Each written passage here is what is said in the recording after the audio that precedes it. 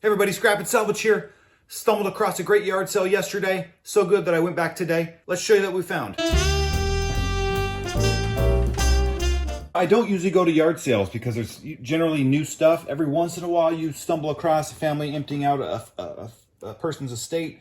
This was one of those. I found some cool little toys and whatnot. This was cool. I don't usually buy model cars, but these were, this is the Big T by Monogram. And it's complete. It may have been put together just barely, so didn't finish this one. So it's all, I'm assuming it's close to being all there. Has the literature with it. So I figured that would be for 10 bucks. That's a good sale flip, and gambled on that. Unfortunately, the box is pretty nasty, but what it is there. So then moving on, we got this cool 1970 AMX. Still the box is rough, by MPC, and it's got the literature, got all the parts and components. Not built. The only thing that has condition issues is one side. It looks like it probably like heated up in the garage. One of the wheels was against it over time, and that's left a little bit of indentation on that. Maybe someone could sand that out. If you're really a car model enthusiast, I bet you can. Tricks and tips for that. But this actually brings a pretty good money. I saw a couple comps online, anywhere from like 70 to 120. I don't know if this will go close, but maybe this will get 50 bucks, 60 bucks. We hope so. Moving on, keeping with the theme of models. This is a Monogram Classic Duesenberg 1934 model SJ, 1/2 scale. And this is pretty complete too. So I don't have the literature with that, the manual, but I'm sure you could probably download it online or whatnot. So another complete model kit. And this, I would say, I think is probably the gem of the lot if I can get to it.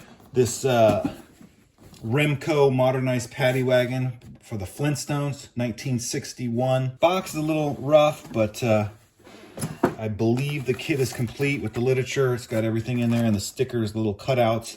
So pretty cool find. I think I paid $5 for it, so definitely have some value in this. I did a quick comp search online, and I want to say they were over $100. So I think one had sold for over $200, but I think it was probably really pristine at some point on an auction or something, but we'll see what it brings. Then found this Gilbert number 1051 erector set. I don't usually dabble in these, and they're usually too much money that I want to spend. This I paid up for a little bit, but it's really clean.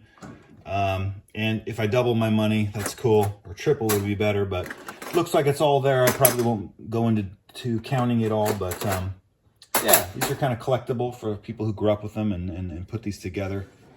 And this is the electric engine set. I paid up for this one, and I don't know what I saw was the screw, the flathead screw that usually dates it. Phillips head screws usually make this newer, but these things get repopped all the time, so I'm no expert. I saw it, this guy had old cast iron banks from like the 1800s, so I was thinking maybe this would be real, but it's hard to say. It's not a real good casting. Looks like these screws were replaced at some point, but it does look like it has some age, so I can't say. It could be the 30s, could be real, legit. I can't see any names like Hubley or anything, or Arcade, but I think it's a cool piece. Hopefully I can get my money back. Then moving over here, grabbed this really cool, more of a prop pink wall phone, and kind of the reason why I bought it is just because I usually see the ones that are like this that are pretty generic, and they do bring some money, but this one I just thought was so cool because it's got the side little mount right there, and great little prop. So cool piece, and being pink, it's kind of a harder color to find, at least for my hunt. Found this hard hat in kind of a copper aluminum. These bring a little bit of money. This is super light fiber metal, yeah, but super light by fiber metal, little hard hat. Seen some of these in the $50 to $75 range. I don't know if I'll get that, but we'll see. Then this 1915 shell, bullet shell casing.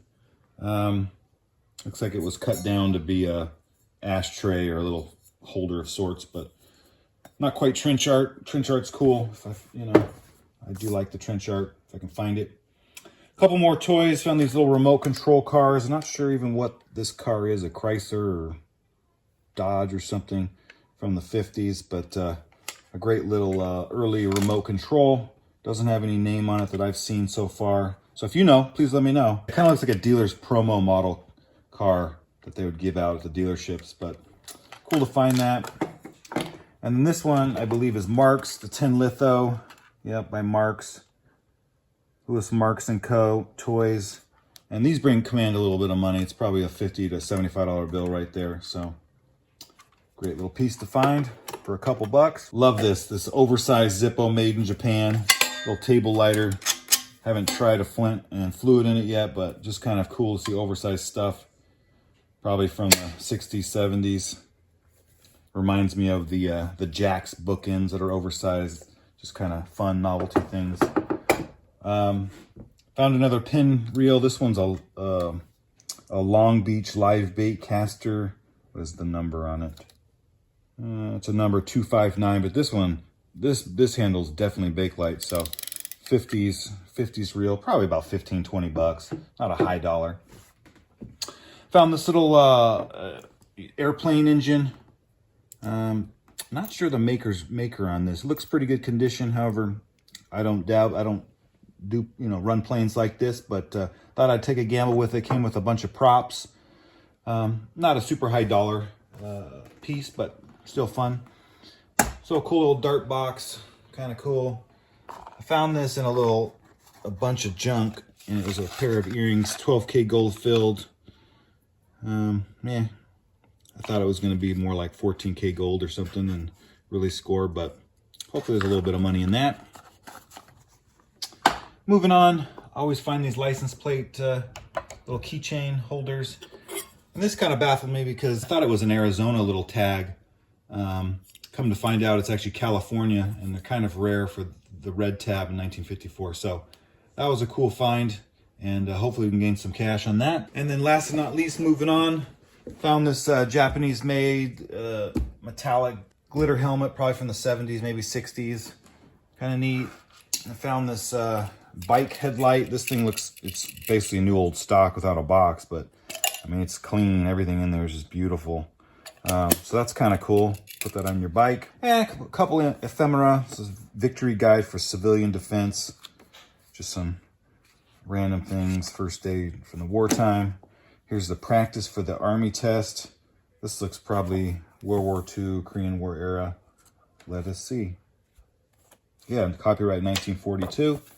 I don't know. I always buy, military literature. I have tons of it, different things like this. So just because it interests me. And then I don't know why I saw these, the Los Angeles Times 1957 Midwinter edition, but it's a bound, like soft bound, but inside is the the newspaper or the booklet. I just thought it was cool. Old advertising is fun to look at, and this having a protective cover, so to speak, really keeps it around. Same for this. This one's more book bound. Just little interesting factoids. Burn mine. I just love looking at the old how they advertise. I mean, just coming up with these, how they scripted them. Pretty cool stuff. This one, I believe, is 1960. Is it 59? 1960. Yep. The Los Angeles Examiner. And all year. So, just some fun stuff to look through, educate myself on things. So yeah, this was the yard sale haul for yesterday and today. And thank you for watching. And we'll see you next time.